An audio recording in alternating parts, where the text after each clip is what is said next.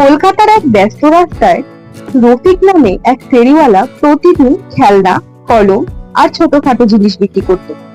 মানুষজন তাকে প্রায় উপেক্ষা করত, কিন্তু শত অভাবেও সে সবসময় হাসি মুখে থাকত।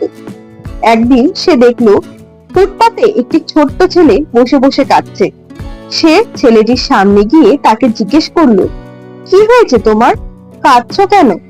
ছেলেটি বলল, আমার স্কুলের একটি বই হারিয়ে গেছে। বাবাকে বললে বাবা খুব বকবে আর কিনেও দেবে না। রফিকের কাছে তখন তেমন টাকাও ছিল না, তবুও সে সেদিনে জিনিসপত্র বিক্রি করে যা উপার্জন করেছিল তা দিয়ে ছেলেটিকে বইটি কিনে দিল। ছেলেটি অবাক হয়ে তার দিকে তাকালো এবং বলল, আমি আপনাকে কোনোদিনও ভুলবো না। বছরের পর বছর কেটে গেল। একদিন রফিক অসুস্থ হয়ে পড়ল। তাকে একটি হাসপাতালে ভর্তি করানো হলো। হঠাৎ এক যুবক ডাক্তার তার সামনে এসে হাসি মুখে বলল, আপনি আমাকে চেনেন না, কিন্তু আমি আপনাকে চিনি। আমি সেই ছেলে যাকে আপনি একদিন বই কিনে দিয়েছিলেন।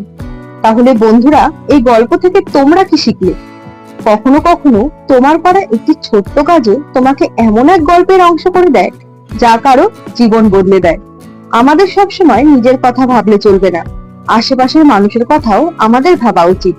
তবেই না সমাজ ভরে উঠবে সততা আর ভালোবাসায়। আমার গল্পটি ভালো লাগলে ভিডিওটি অবশ্যই লাইক এবং শেয়ার করুন, আর এমন গল্প পেতে চ্যানেলটি অবশ্যই সাবস্ক্রাইব করুন।